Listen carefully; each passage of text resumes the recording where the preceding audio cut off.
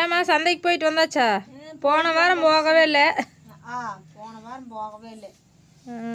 இந்த வாரம் தான் போயிருக்கிறோம். ஏன்னா ஃப்ரிட்ஜில் எப்போவுமே காய்கறி இருந்துகிட்டே இருந்துச்சுங்க ஃப்ரெண்ட்ஸ். 1 2ன்னு இருந்துகிட்டே இருந்துச்சு. அப்புறம் புதுசு வாங்கிட்டு வந்தால் அது மீதி ஆகுது. இப்படியே ஆகிட்டு இருந்ததுன்னா போன வாரம் போகவே வேணான்ட்டு தக்காளி மட்டும் வாங்கினோம்.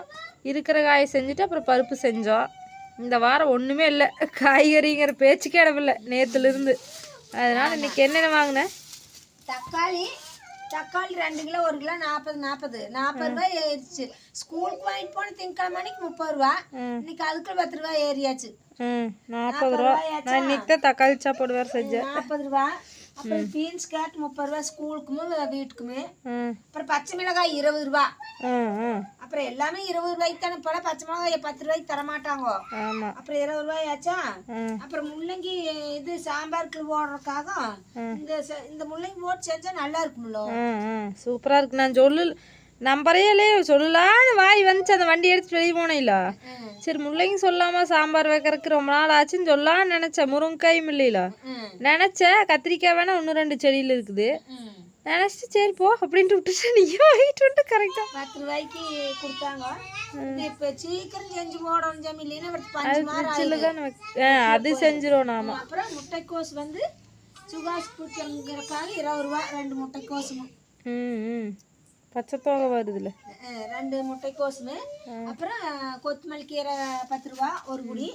அப்புறம் அது புடலங்காய் 1 மட்டும் வாங்கினேன். பீட்ரூட் வாங்கல.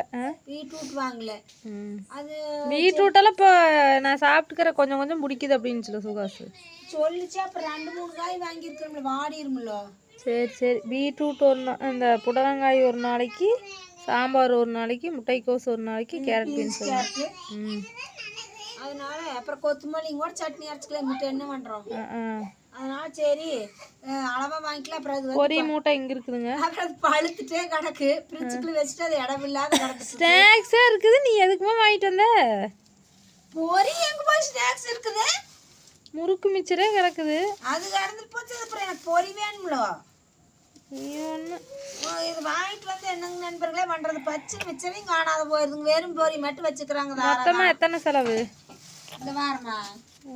300 ரூபா. அப்புறம் பச்சி வந்து 30 ரூபா. பச்சி எப்பவும் போல 30 ரூபா. ஆராதனா. அப்புறம் வெங்காயம் வாங்கிட்டு வர சொன்னீங்க. வெங்காயமே தீந்து போச்சுன்னு சொன்னீங்களோ. சரி அங்க உட்காந்து ஹாய் சொல்லு. பெரிய வெங்காயம் வந்து 30 ரூபா. சின்ன வெங்காயம் 50 ரூபா. அது புதுக்காய் தான். சின்ன வெங்காயம் வாங்கி கிட்டத்தட்ட 2 மாசமாச்சா? 2 3 2 மாசத்துக்கு மேல இருக்கு. இந்த வரப்பழத்தாயிலுக்கு உருளைக்கிழங்கு 1 கிலோ வாங்கினேன். அது அடியில் கிடக்குது. உருளைக்கிழங்கு 1 கிலோ நல்லதா அப்படியே கெட்டிக்காங்க சூப்பரானதா பார்த்து 1 கிலோ உருளைக்கிழங்கு டீச்சர். 1 கிலோ தக்காளிங்க ஊறுகாயும் 1 ரூபாய்க்கு பெரிய பாட்டிலாம் வாங்கிட்டு வந்துச்சு. ஊறுகாயத்தை மறந்துட்டேன். அங்கே போய் மளிகை கடையில் போகிற வழியில ஒரு பெரிய ஊறுகாய் பாட்டில் வாங்கிட்டு போய் 3 நாளைக்கு கொடுத்துருவோம் வரப்பழத்தாயாவுக்கு. இவ்வளவுதான். நான் வந்து இப்போ 130 ரூபா தான் மீதி இருக்குது. 500 ரூபாயில 370 ரூபாய் தீர்ந்துருக்குதா.